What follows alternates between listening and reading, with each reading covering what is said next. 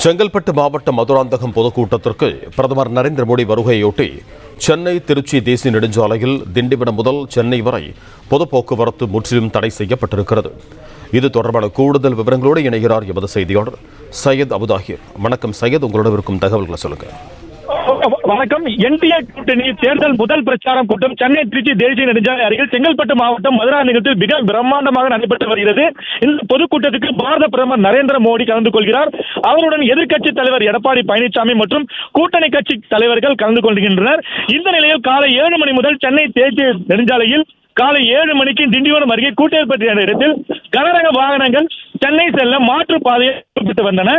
இந்த நிலையில் காலை 7 மணி முதல் கனரக வாகனங்கள் மட்டுமே தடை விதித்த நிலையில் தற்போது பொது போக்குவரத்துக்கு முற்றிலும் தடை செய்யப்பட்டுள்ளது. மதுராந்தகத்துக்கு பொதுப்பதற்கு செல்லும் வாகனங்கள் மட்டுமே சென்னை திருச்சி தேசிய நெடுஞ்சாலையில் மதுராந்தகத்திற்கு மருவத்தூர் செல்லும் வாகனங்கள் மட்டுமே அனுமதிக்கப்படுகின்றன.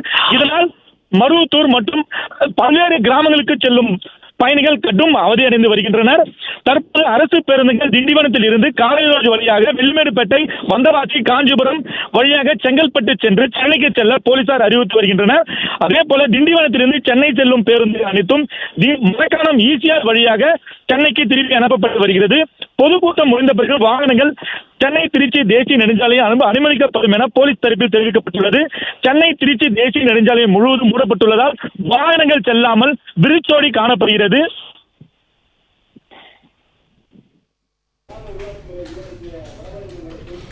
நன்றி சையத், உங்க தகவல்களுக்கு.